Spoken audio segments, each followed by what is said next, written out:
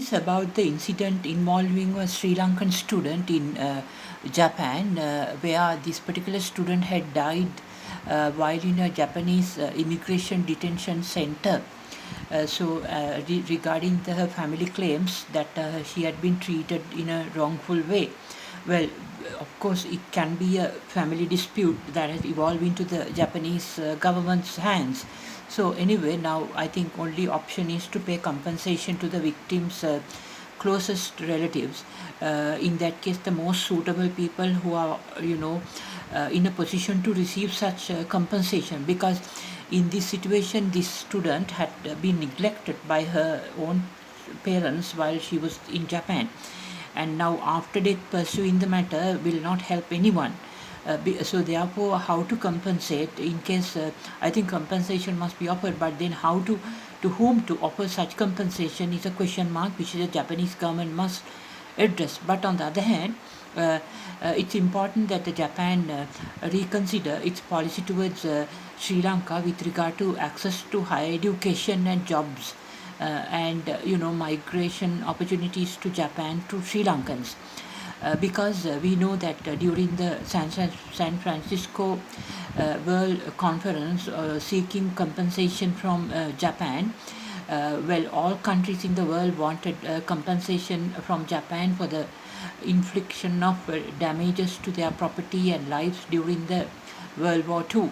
So, but it's as reported today, because Sri Lanka's president, who is ally of U.S. government, has requested everyone not to seek money from more compensation or damages from Japan, but to to show more kindness to Japan, so that everyone must help Japan on the other hand without requesting compensation. So accordingly, Sri Lanka did not request any compensation, and majority of nations also obliged, and that's how the Japanese economy developed. And the Japanese multinationals like Mitsubishi, Toyota, Honda, Yamaha, Suzuki, Toyota all emerged gradually as to Japan became like the Asia's first highly developed high income category country under World Bank categorization. So under these circumstances, I think Japanese government must not make it a point to support Sri Lanka only when there is a UMP government is in power, but disregarding this,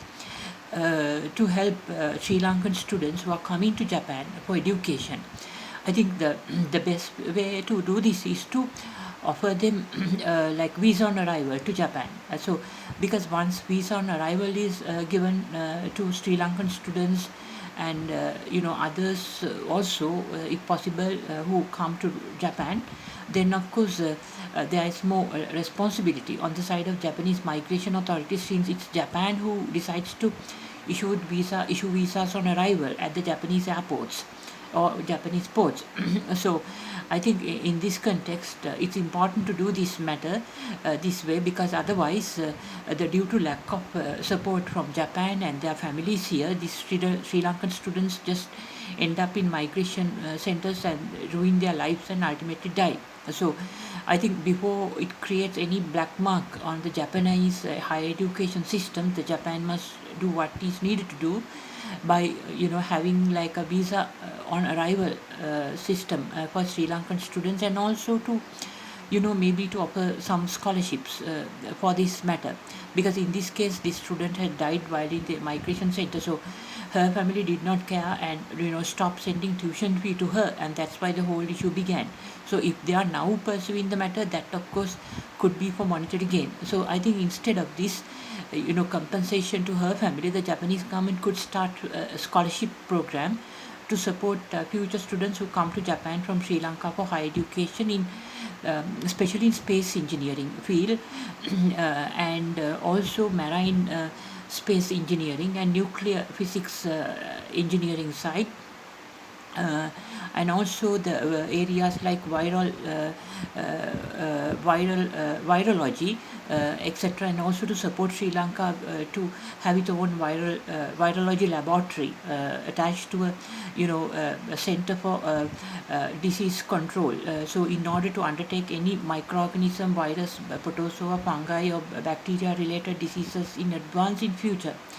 and also Japan may consider offering other Sri Lankans also visa on arrival to Japan, because that is the best way to handle the situation now.